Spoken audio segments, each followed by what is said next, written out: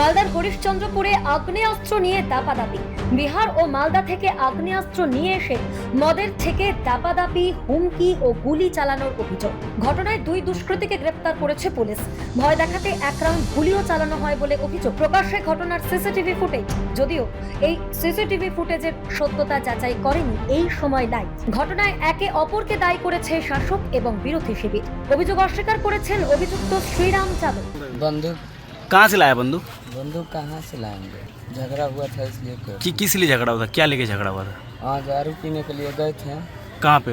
ठेका में। फिर वहाँ पे गाली गलौज करने लगा, मेरा कॉलर वॉलर पकड़ लिया। कौन? तो बंदूक कहाँ से मिला आपको? बंदूक कहाँ से मिला? बंदूक उधर से लाए थे हम। कहाँ से? बिहार से? हाँ बिहार से बंदूक लाया था? हाँ। যদিও স্থানীয় তৃণমূল নেতা পূজন দাস দাবি করেন আগেও এমন দুষ্কৃতীরা এলাকায় সক্রিয় ছিল। এখন তো দুই জায়গায় বিজেপি সরকার, এখন প্রশাসন আমরা দেখবে, বিজেপির লোক দেখবে। এখন দু রাজ্যে বিজেপি আছে, এখন সব দায়িত্ব বিজেপি, ওরা এখন দেখবে। আমাদের এখানে কোনো কিছু বলার নেই। অন্যদিকে বিজেপি নেতা ওম প্রকাশ ঘোষ বলেন, অপরাধ করলে কারো ছাড় নেই। দুষ্কৃতীরা বিহার সংলগ্ন আমাদের যেগুলো এলাকা আছে তারা এসে এখানে খুব দাপাদাপি করতো। তখন সেই প্রশাসন তখন সামলাতে পারেনি এদেরকে। এখন আমাদের এখন সরকার, বিজেপি সরকার এসছে, পুলিশ খুব তৎপরতার সঙ্গে এই দুষ্কৃতীদেরকে মোকাবিলা করছে।